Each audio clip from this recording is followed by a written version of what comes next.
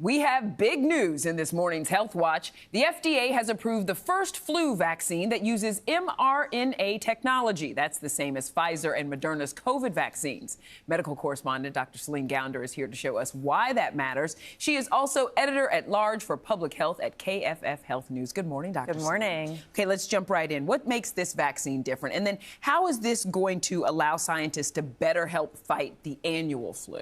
So most flu vaccine is still grown in chicken eggs, and this takes months to do, and the farther ahead you have to plan to grow it, the farther ahead you have to predict what strains are going to be in there, which means your risk of a mismatch in strains is going to be higher. And so with mRNA vaccines, you can produce them much more quickly, means you can also update the vaccine more efficiently. Just to give you some perspective, if we had a flu pandemic hit tomorrow, if you use the egg-based technology, it would take 18 months to produce enough flu vaccine for that pandemic strain to cover a quarter of the world's population. Wow. With an mRNA vaccine, you could do it much more quickly. So who is eligible for this vaccination, and when is it going to become available for people to get? Yeah, so this is for people 50 to 64, it's approved, and then for people 65 and up, there's an accelerated approval. So some of the side effects people should be aware of, and it's common to other mRNA vaccines. You might have some injection site pain, fatigue, headache.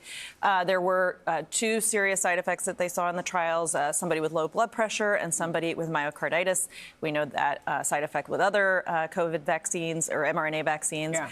But the vaccine effectiveness was higher than for the standard flu vaccines. So you talked about the age range, but is it going to be available for young kids? Not at this time. No. Okay. Are you surprised by the FDA's decision? Because this approval came after, the FDA initially refused to review the application. So why did they do this kind of course reversal? Well, unfortunately, there's been unscientific skepticism of mRNA vaccines. And so Secretary Kennedy actually canceled some 22 mRNA projects funded by the federal government worth about $500 million on top of a Moderna pandemic flu contract. And earlier this year, they were refusing to even look at the application. It was after 10 last night that we finally heard that this had been approved. They had to make a decision yesterday, one way or the other.